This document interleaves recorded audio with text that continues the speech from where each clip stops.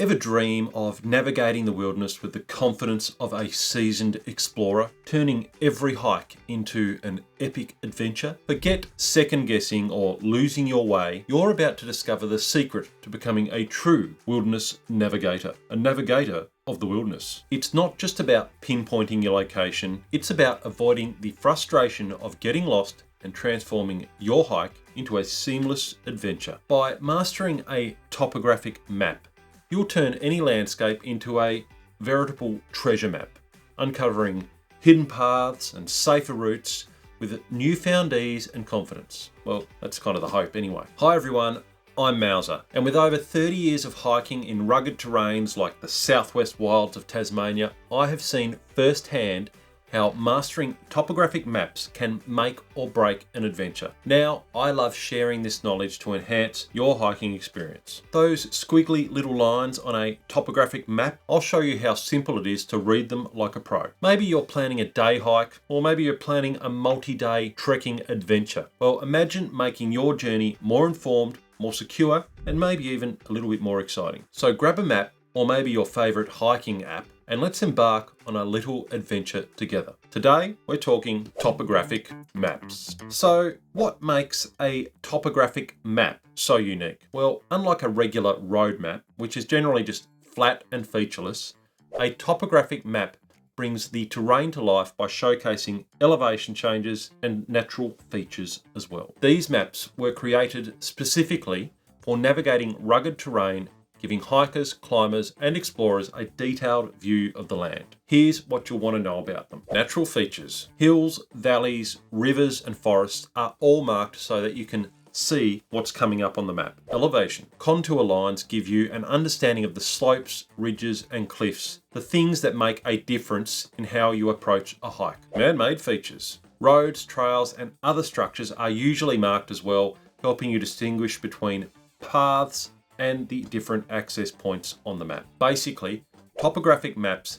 help you read the story of the land ahead and are crucial in planning any hike, enabling you to take the safest route to your destination. Imagine standing at the base of a mountain with just a flat map in your hands. You'd have no clue where the peaks and valleys are and no sense of how steep your path might be. And this was a reality back in the 1700s when explorers had no way at all to visualize the terrain beneath their feet. But that all changed in 1774 when a British mathematician named Charles Hutton surveyed the Scottish peak of, what's it called again? Challion. I think it's Challion. Anyway, he was mapping a peak and he came up with something revolutionary: contour lines. These lines made it possible to show the rise and fall of the land, or what we like to call elevation, on a flat map. And this gave explorers an entirely new way to read the land. It was a revolution. Contour lines are the backbone of a topographic map, revealing the shape of the land. But how do we read them? Well, there's a few things to understand when it comes to contour lines. And in case I didn't clarify, contour lines, those little squiggly lines around the peaks and the valleys and the hills on a map. Firstly, what you need to know about contour lines is the contour interval. Each contour line represents a specific height above sea level. The change in elevation from one contour to the next is called the contour interval, basically the difference in height between each contour line. Now, depending on the scale of the map, the contour interval may change, but it's always indicated in the map legend. That's the legend on the map. And the map legend also has heaps of other useful map reading information. Things like types of terrain you might encounter, types of road, boundaries, and all sorts of other stuff. But in addition to the map legend, you can also determine the contour interval by the index lines. And the index lines are the thicker contour lines that you'll normally see sort of every 5 contours, and they're usually marked with an elevation on them on the map. So these contour intervals, they serve as handy reference points, saving you from counting each line individually to figure out the heights of the terrain that you might encounter or that you're on. And speaking of the terrain, the main thing contour lines allow us to do is easily recognize landforms. Contour lines form different shapes based upon the terrain. Hills might appear as circles, ridges as narrow lines that fan out, and valleys as a V or a U-shaped sort of contour. Recognizing these shapes gives you a glimpse of the terrain ahead, and it helps you to plan your route more effectively. So contour lines really did change maps forever when old mate Charles Hutton invented them. And soon after contour lines were developed, in 1789, France took things a step further, producing the world's first full set of topographic maps, which allowed anyone to see every hill, every valley and cliff at a glance, as long as they had access to a topographic map, I guess. I imagine it wasn't cheap to buy a map of the whole country, but anyway, I digress. Bottom line is, these topographic maps changed everything for explorers and adventurers, and it still shapes how we navigate today. Now, if you're interested in building your map reading skills a little bit further and want to learn more advanced navigation techniques, then do consider subscribing to the channel by hitting that little subscribe button down below. Give us a thumbs up while you're at it. I'll be covering more about navigation in future videos, so hit subscribe if you don't want to miss out. Today, everyone from hikers to urban planners rely on topographic maps, and if you are a hiker and you are new to map reading, then what you need to do is to think of a topographic map as the ultimate sort of storybook for your hike. It's more than just showing where the trails are. It reveals the hidden secrets along the way, of the elevation and of the terrain. Let's say you're planning a hike up what looks like a gentle hill on a regular map. With a topographic map, the contour lines would tell you the real story, that it's more of a mountain climb than an easy stroll. It's like having a little sneak peek into your adventure before you get there. Gives you insights to prepare for every twist and turn along the way. And what if you're setting out on what you think will be a very leisurely, easy hike, but once you're out there, you soon find yourself gasping for breath as the gentle hill you anticipated transforms into a grueling uphill climb. All you had to do was check your topographic map first. Those tightly packed contour lines would have warned you about the steep ascent you would have had ahead. Knowing this kind of thing ahead of time lets you prepare better, both physically and mentally, for the journey ahead. It's like having an adventure guide in your backpack. And once you're familiar with reading these features, you're ready to take it a step further. Planning your route with a topo map. So with the basic map reading skills in place, it's time to use a bit of this information to plan a hike a bit more efficiently. A well-planned route saves you energy and it may even keep you safer. So here's how to make the most of your topographic map when you're doing your planning. Evaluate elevation changes. First, look at how much climbing and descending you'll be doing. If the terrain looks steep with those closer contour lines, then it'll probably take you longer if you're going uphill. So plan for some more breaks. Some people also find that going downhill can take just as long as going uphill, so you need to personalize your estimations to your normal walking pace. Identify landmarks. Mark natural checkpoints like ridges, rivers, or distinct valleys. So I use these to sort of mark checkpoints for myself along the way, and these will give you confidence when checking your progress. If you're on a well-formed track with campsites and lookouts, use these as checkpoints as well. Just this point where you can stop, pull the map out and have a quick look and check that you're in the right location. Estimate distance and timing. Using the map's scale, calculate how far you'll hike each day. Remember to adjust for difficult terrain, as steep inclines can often take longer to cover than flat ground. This is one of the crucial things I use in all my walking time calculations when I am planning a trip. I am looking at the rises and the fall in the land each day, and I'm making calculations as well as on the distance covered according to the scale of the map in that map legend, how far and how long it's going to take me. In addition to this, I'll also often use my map to mark waypoints that serve as mental checkpoints throughout the day. Things like a river or a valley or a lookout or even a campsite I know I'll hit within a certain time frame. This way I'm less likely to miss turns or feel lost on long unfamiliar trails. This approach to planning is what turns a topographic map from a simple navigation tool into a guide that actively supports you on the trail. Alright, let's take a quick break to talk about the COROS Apex 2 Pro GPS watch that I'm currently testing. This thing right here. COROS sent it over to me to try out, and while there's no sponsorship here, it has been fantastic to put it through its paces when I've been running and hiking. Now, GPS watches like this one have completely changed how I navigate in the wilderness over the last 8 or 9 years or so. Probably longer actually, more like 10, 12 years I think. Now, I'm a huge fan of traditional maps. I've got a few over there, I've got them everywhere, but having digital navigation right on my wrist is an absolute game changer for me, especially for quick route tracking and decision making when I'm out on the trail, especially in bad weather. With the COROS app, I preload my route before heading out and it syncs offline. So even without a phone signal, I have a topographic map right on the watch face of my screen. This makes it really easy to check my position at a glance of my watch. If I want to avoid a ridge that I can see up ahead, or I need to cross a river, I can zoom in and I can see my options pretty clearly on the screen of the watch. And it has up to 66 hours of battery life in GPS mode, so it is perfect for long hikes without worrying about running out of power too. For anyone interested in setting up routes and syncing them to the watch, I'll drop a link to the description with all the details and my full review of the COROS Apex 2 Pro. But all in all, it is great for quick checks on the trail. But before you lace up your boots, start by diving into a topographic map. Now, whether it's a day walk or a 10-day mission, I always study the map of the area I'm heading into. It's become a habit, and a fun one too. I absolutely love poring over a map before a trip, but understanding the map is only half the journey. Once you're out there, being able to recognize natural landmarks brings your navigation skills to life, and it's almost like a fun little game. Mastering natural navigation with key landmarks. So key landmarks on the trail, those big mountains, those peaks you can see, other sorts of things like that. These features become your guide, allowing you to stay on course with fewer map checks and making the hike itself a lot more immersive. So we're going to quickly dive into how mountain shapes, rivers, and other landmarks can help keep you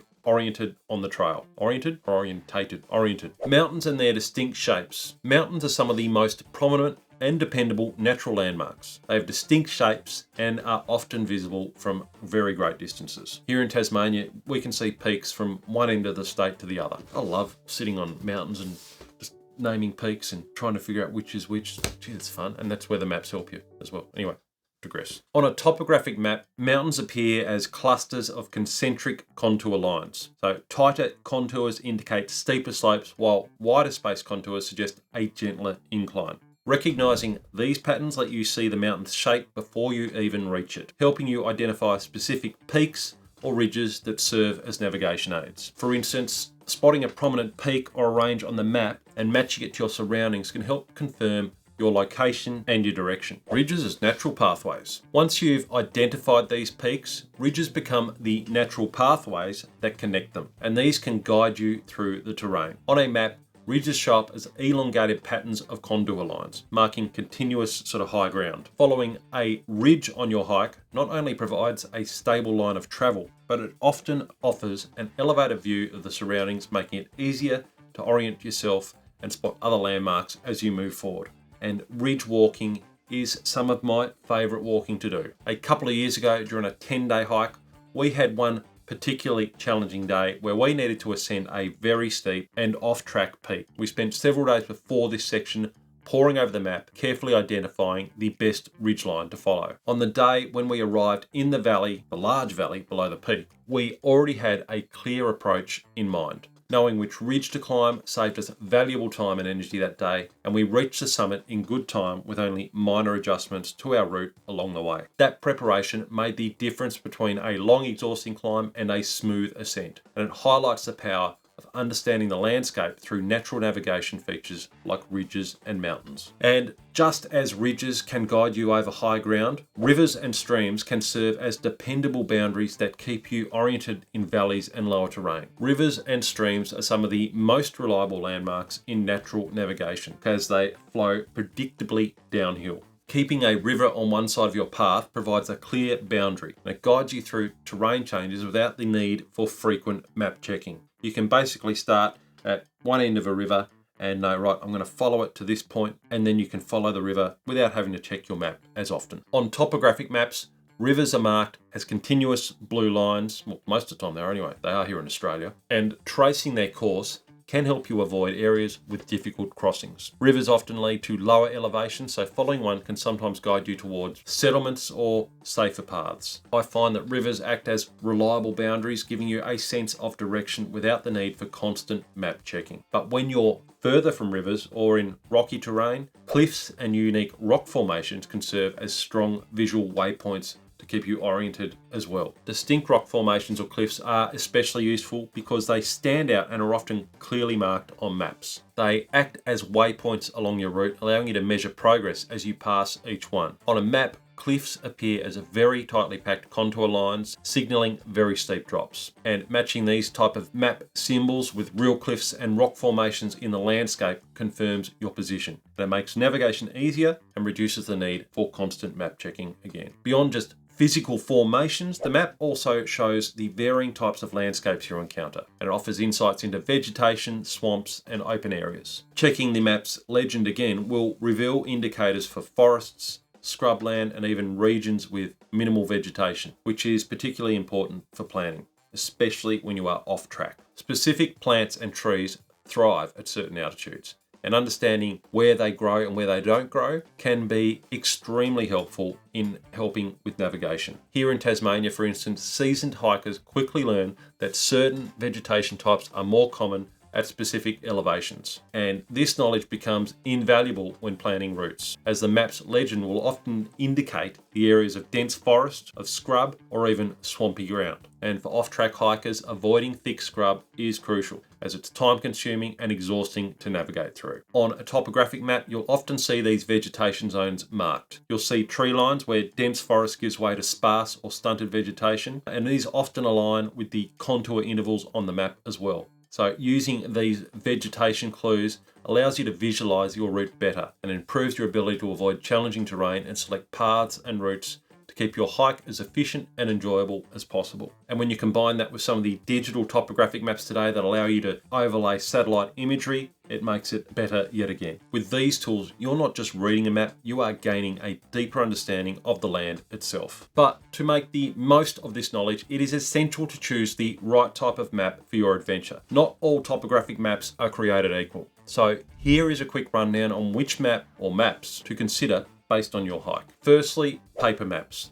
These are reliable and always available, even when digital fails. They're ideal for extensive planning and offer a broad perspective on your hike. There really is something about planning with a hard copy map. I literally have hundreds of hard copy maps and often spend hours poring over them, planning the next walk or walks years in advance. I do always like to have a hard copy map with me on pretty much every walk, as both a backup in case digital options fail, but also just because I love just sitting at camp looking at a map, having a map out and having a look at it and planning, and even a map I've been looking at for 30 years, on a walk I've been doing for 30 years. There's just something about poring over the map. And here is a pro tip: if you look like a hard copy guy like me, well, it is to laminate your hard copy map. It makes them basically indestructible on the trail, and they will last for years. Just there, I've got maps I've had for 30 years, laminated myself, and they're still going strong. Next, you have digital maps and apps. Apps like Gaia GPS or All Trails or Avenza Maps, they provide zooming capabilities so you can get more detail, you can track yourself in real time, you can even share your route with others. But you need to remember to download the maps for offline use before you head out into the wilderness in case there is no phone reception. Now, I generally recommend carrying both if you're heading into unfamiliar or remote areas. That way, if your battery dies or your signal drops, you've still got a reliable map on hand. Using a digital map is fantastic, but I always keep a paper backup for extended trips. Nothing beats it for safety. If you're on a popular trail where there are plenty of people about, you can probably get away with just the digital version, but like I said,